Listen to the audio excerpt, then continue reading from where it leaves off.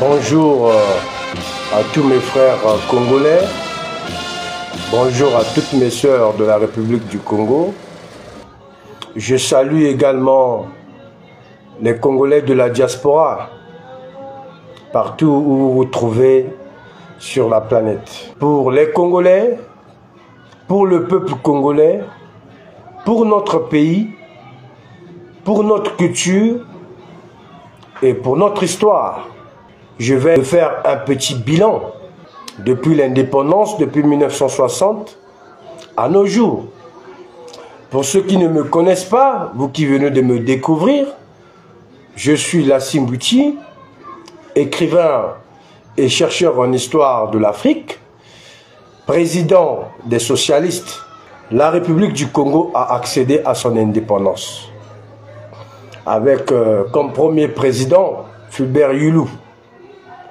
Monsieur Yulu, Fulbert Yulu, à qui je rends un hommage très sincère à travers cette vidéo, a été le premier président de la République du Congo. Il a dirigé notre pays pendant 3 ans, donc de 1960 à 63, jusqu'aux 3 Glorieuses, qui ont justement entraîné la chute de son régime, puisque M. Yulu voulait également se maintenir au pouvoir. Il voulait y rester. À travers l'imposition, il a voulu dicter son parti à tous les Congolais. Et ça a entraîné une grève. Les syndicalistes n'ont pas voulu. Et la chute de son régime était là. M. Massamba Deba, qui était son premier ministre, le jeune Massamba Deba, a été choisi pour continuer à diriger notre pays. M. Massamba Deba a dirigé le Congo pendant quelques temps, puisqu'il a rapidement fait face à une mouvance des officiers menée par le capitaine Marien Ngouabi, qui avait déjà commencé à dénoncer certaines erreurs du régime de Massamba Deba. Emprisonné plusieurs fois, M. Marien Ngouabi a été sorti de force par les commandos du groupement paracommando à l'époque, dont M. Ngouabi avait la charge de diriger. À l'époque, vous vous souvenez tous que cette unité de l'armée nationale était considérée comme justement le bataillon d'élite. Puisqu'aujourd'hui ce n'est plus le cas. Les paracommandos sont négligés depuis le régime de Sassou Nguesso, lui-même étant issu de cette unité d'élite, mais il n'a pas voulu faire bénéficier aux autres Congolais ce que lui, il a bénéficié. Aujourd'hui, je suis triste de vous dire que le groupement paracommando n'est plus l'unité d'élite de l'armée nationale congolaise, puisque Sassou a tout détruit dans notre pays.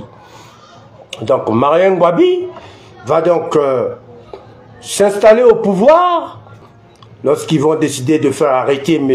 Massamba Deba avec ses amis que vous connaissez, les Alfred Raoul et les autres. Ils vont donc s'installer au pouvoir. M. Ngouabi va prendre les rênes du pays, il va devenir président de la République. Il va mettre en place le Parti congolais du travail, qui existe jusqu'à aujourd'hui, le parti qui s'impose, qui continue de dicter les Congolais à travers le leadership de M. Denis Sassou Nguesso, jusqu'à son assassinat en 1977. Il va être assassiné, vous savez tous, cette partie triste de notre histoire. C'était très triste de voir M. Marien Ngouabi être assassiné. On ne sait pas jusqu'à aujourd'hui par qui a assassiné Marien Ngouabi.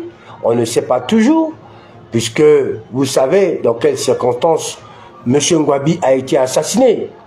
Après l'assassinat de M. Marien Ngouabi, à sa résidence, au centre-ville, vous savez tous, ceux qui habitent la ville de Brazzaville, connaissent bien le musée Marien Ngouabi, la maison de l'ancien président Marien Ngouabi, au centre-ville de Brazzaville. C'est là où il a été assassiné. Le pouvoir va être pris, je veux dire, par la force, parce qu'il n'y avait pas d'élection, par un militaire, M. Yombi Opango, qui était à l'époque le chef de l'armée. Il va donc décider de prendre le pouvoir et de diriger le pays seulement pendant un petit moment, je crois 2 ans, puisque le ministre de la Défense de Ngouabi, celui qui a accumulé les postes donc, de chef de la sécurité d'État, commandant du groupement des commandos, commandant de zone de Brazzaville, ministre de la Défense de Ngouabi, je veux citer M. Sassou Nguesso, donc, qui occupait directement la deuxième position au sein du Parti congolais du travail, va donc décider de faire chuter M. Opango pour prendre les rênes du parti en 1979 lors d'une révolution, ce qu'il a appelé une révolution, la révolution de 79 du 5 février, qui a porté M. Sassou Nguesso à la tête de la République populaire du Congo. Donc Sassou va diriger le Congo de 79 jusqu'aux années 90, donc à la conférence nationale, puisque vous vous souvenez à l'époque, c'était donc la guerre froide entre les États-Unis et l'URSS qui cherchait la première position. Il y aura la chute du mur de Berlin qui va confirmer la paix parmi ces deux grandes puissances. Et donc le discours de la bolle de M. François Mitterrand va donc imposer aux pays africains un rythme, celui d'installer la démocratie dans nos pays. C'est dans ce sens, après le discours de M. François Mitterrand, l'ancien président français, qui va exiger l'aide. Donc il va dire que si vous n'installez pas la démocratie dans vos pays, la France ne va plus vous soutenir. Voilà ce que ça signifie. Donc les présidents africains qui étaient à l'époque soutenus par la France, et je dois vous dire, la majorité étaient des dictateurs et des militaires souvent, puisqu'ils venaient au pouvoir par la force, vont avoir peur. Ils vont donc décider d'organiser des conférences nationales dans leur pays à tour de rôle. Donc, ça va quand même marcher à travers toute l'Afrique francophone. On va donc observer l'organisation des conférences nationales, ce qu'on va appeler les conférences nationales. Ces conférences nationales auront pour but, justement, d'installer le multipartisme, pour dire non au monopartisme. Donc, ce n'est pas qu'un seul parti politique qui doit diriger un pays, il doit avoir plusieurs partis, il faut qu'il y ait la liberté, voilà.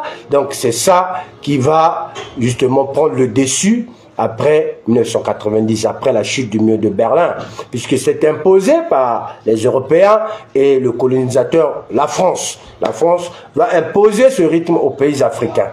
C'est dans ce sens que le Congo-Brazzaville, donc la République populaire du Congo à l'époque, va donc organiser une conférence nationale, justement, afin de trouver des solutions dans ce sens.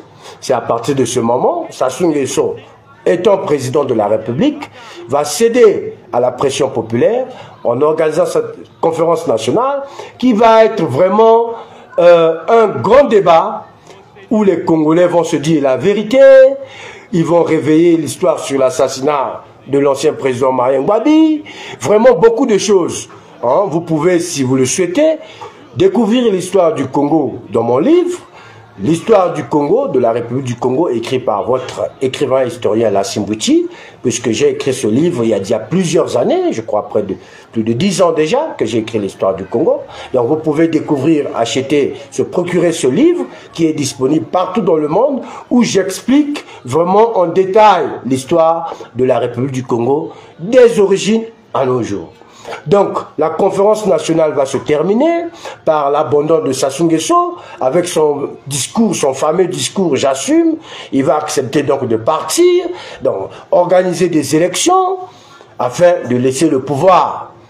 Donc, l'installation du multipartisme va être la bienvenue. Les Congolais vont installer le multipartisme. Il y aura un premier ministre qui va être nommé pour organiser ces élections. On va lui rendre hommage ici. Il s'agit de M. Milongo.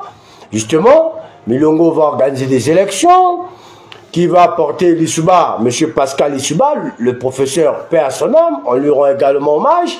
Pascal Lissouba va accéder à la magistrature suprême. Il va devenir président de la République grâce à son parti qui existe jusqu'à aujourd'hui, l'UPADES, qui est dirigé en ce moment par M. Tchatima Biala. Il existe, il est bel et bien vivant. Il est député à l'Assemblée nationale de la République du Congo et il a en ce moment le titre de chef de l'opposition. Bon, c'est ce qu'on dit. Voilà, donc M. Lissouba va devenir président de la République. Il va former son gouvernement. Il va donc s'installer, il va commencer à travailler. Mais le pays va rencontrer des problèmes, des sérieux problèmes. Puisque, en réalité, il y a le multipartisme. M. Lissouba est président de la République. Mais il y a certains qui ne sont pas d'accord. Donc le PCT de Sassou Nguesso. Sassou Nguesso n'est pas d'accord de partir en réalité. Donc il va faire semblant de laisser. Mais en réalité, il n'est pas content. Donc il va créer des problèmes. Il va commencer à créer des problèmes. On connaît ce qui s'est passé. Il va armer certainement Bernard Kolela. Il y aura plusieurs milices armées dans Brazzaville qui vont s'aimer la terreur pour perturber M. Pascal Lissouba qui avait certainement le désir de travailler. Mais il faut rappeler une chose, que M. Lissouba n'était pas au Congo à l'époque. Il vivait sa vie paisiblement à l'étranger. Et il y avait un deal qui s'était passé entre M. Lissouba et Sassou, avec justement l'arbitrage de la France, puisque le Congo venait de découvrir le pétrole. La France était le premier partenaire du Congo-Brazzaville. Sassou Nguesso était donc le favori. Il fallait que la France continue à exploiter notre pétrole. M. Lissouba va venir, il ne sera pas d'accord de ça, puisque c'est la France qui va le faire venir. La France va dire à Lissouba, viens. C'est un jeu qui s'est passé entre eux. C'est M. Bongo qui va financer la campagne, c'est Elf qui va financer la campagne. Bon, imaginez-vous, ceux qui soutiennent Sassou vont aussi soutenir Pascal Lissouba en même temps. Donc ils vont financer sa campagne, ils vont l'installer au pouvoir, mais sous prétexte qu'il doit accepter un certain nombre de personnes appartenant au parti politique de Sassou Nguesso. Donc, dans le but de continuer à manipuler un peu, vous comprenez, les choses. Donc, M. Lissouba ne va pas être d'accord, il va s'opposer à ce deal, ça va le créer des sérieux problèmes, puisque ça ne va pas marcher, Lissouba aura des difficultés, Elf ne va pas donner de l'argent, Lissouba n'aura pas d'argent, il sera incapable de payer les fonctionnaires, il sera incapable de développer ses programmes, les programmes pour lesquels il a été élu. Ça va créer des très sérieux problèmes à Lissouba. Donc Lissouba sera obligé de chercher d'autres partenaires, il va se tourner vers les États-Unis, vers une société qu'on appelle Oxy, vers plusieurs d'autres sociétés. Il va prêter de l'argent pour le permettre au moins de vivre, de fonctionner avec son gouvernement, parce qu'il ne peut pas vivre et fonctionner, travailler sans argent. Donc, M. Lissouba va faire n'importe quoi, puisqu'il n'aura pas les moyens de sa politique. Il sera obligé de faire n'importe quoi. Il va faire n'importe quoi, prendre l'argent, c'est les Américains, prendre l'argent à droite. Ça va vraiment créer du n'importe quoi, un désordre terrible. Et le désordre va donc avoir pour conséquence la guerre civile de 1997 qui va entraîner le retour de Sassou au pouvoir. Je vous ai dit, Lissouba n'avait pas les moyens de sa politique, il était obligé de chercher gauche-droite l'argent pour vendre le pétrole du Congo, pour vendre ceci, vendre cela. C'était très compliqué pour Lissouba. Et pour ceux qui ont vécu cette époque, l'époque de Pascal Lissouba, il était incapable de payer les fonctionnaires, il y avait beaucoup de misère dans le pays, il y avait beaucoup de problèmes. Donc, ça ne va pas marcher ainsi. Les Français et Sassou Nguesso ne vont pas lâcher, ils vont décider de remettre Sassou Nguesso au pouvoir. C'est comme ça que Sassou va revenir au Congo, puisqu'il était parti en France, il va revenir à Brazzaville, il sera soutenu par la France, le Gabon, l'Angola, beaucoup d'autres pays, le Tchad et tout ça, pour faire la guerre à Lissouba et le chasser de force. D'où la naissance de la guerre civile du 5 juin qui va débuter le 5 juin 1997. Mais en réalité, la guerre n'avait pas débuté le 5 juin. La guerre avait débuté depuis quelques années avant. puisque Sassou Nguesso préparait déjà les choses avec ses milices. Il y avait également Bernard Kolela qui préparait les choses avec sa milice des ninjas. Pour ceux qui connaissent, les plus âgés, pour les jeunes, vous devez découvrir l'histoire à travers mes livres, les livres de Lassine Bouti, qui sont disponibles partout dans le monde. Donc en 97, Sassou Nguesso va s'installer au pouvoir par la force, avec le soutien de l'Angola. Lissouba également sera soutenu par beaucoup de pays, mais ça ne va pas marcher. Sassou va revenir au pouvoir. En 2002, il sera élu à travers des élections qu'il va lui-même fabriquer comme ça. Il va être élu. Après des dialogues, il y aura des dialogues qui vont être organisés avant l'organisation de ces élections. Donc Sassou va être élu en 2002. Jusqu'en 2009, puisque c'est 7 ans, il y aura une constitution qui va être installée, adoptée en 2002, la constitution de janvier de 2002, qui donnait 7 ans pour un mandat de président de la République, donc 2002-2009. 2009, il y aura des élections, encore pour 7 ans, jusqu'en 2016. 2015, il y aura l'organisation du référendum. 2016, il y aura les élections présidentielles. Vous savez tout ce qui s'est passé. Le référendum, Sassou a voulu changer la constitution parce que c'était son dernier mandat. Il ne voulait pas partir. Donc il a voulu fabriquer une autre constitution qui va le permettre de s'installer, de se maintenir au pouvoir pour toujours. Donc la constitution d'octobre 2015, c'est ça, c'est ce que ça signifie. Donc Sassou va rester là. Il y aura des élections présidentielles en 2016. Il sera toujours élu, comme d'habitude. Et en 2021, également, il sera encore élu, comme d'habitude. Sassou toujours. Jusqu'à aujourd'hui, c'est toujours M. Sassou Nguesso qui est à la tête de notre pays. Donc, voilà un peu le petit résumé sur l'histoire de notre pays. Et vous savez tous que c'est le Parti congolais du travail, le parti fondé par M. Marien Ngouabi, qui est le parti au pouvoir actuel, dirigé par M. Sassou Nguesso, depuis aujourd'hui plus de 40 ans, il faut le dire, puisque Sassou Nguesso accumule lui-même, il a 40 ans, s'il faut ajouter avec quelques années de Marien Ngouabi, ça fait 50 ans de pouvoir. Le Parti congolais du travail, pratiquement à la tête de notre pays. Donc, c'était un résumé pour raconter l'histoire de la République du Congo depuis l'indépendance à nos jeunes enfants, aux jeunes Congolais qui ne connaissent pas l'histoire de notre pays, également à nos frères africains qui me suivent, ceux qui n'ont pas encore acheté les livres de Lassine Bouti sur l'histoire du Congo, doivent acheter le livre afin de découvrir en détail l'histoire de notre pays. Il faut également rappeler une chose, que le 15 août 1960, c'est la fête de l'indépendance. Normalement, selon les règles, la coutume, il y a l'organisation d'une fête nationale, donc le défilé militaire, il y a tout ça. Mais, comme vous savez, notre pays traverse aujourd'hui une crise sociale, où les populations sont dans la pauvreté, dans la misère. Les Congolais ne mangent pas. Les Congolais vivent dans la famine. Il n'y a pas d'eau, il n'y a pas d'électricité. Les Congolais n'ont pas de logement.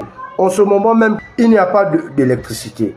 Il n'y a pas d'eau dans notre pays. Pendant que Sassou Nguesso est là depuis 40 ans, et son seul but, c'est d'amasser les richesses, de piller les richesses de notre pays pour ses propres intérêts, pour les intérêts de sa famille, de ses enfants, de ses proches. C'est très triste, c'est la réalité. Parce que tout simplement, nous sommes dans la misère. Nous n'avons pas d'eau, nous n'avons pas d'électricité, nous n'avons pas de logement. Nous sommes malades, les problèmes de santé au Congo. Il y a l'insécurité partout. On ne fait que tuer les gens chaque jour. Les enlèvements, les crimes. Le gouvernement de Sassou Nguesso est incapable d'assurer la sécurité des Congolais. Il n'y a pas d'emploi, les jeunes sont dans le chômage, il y a les souffrances partout, dans toutes les catégories des jeunes.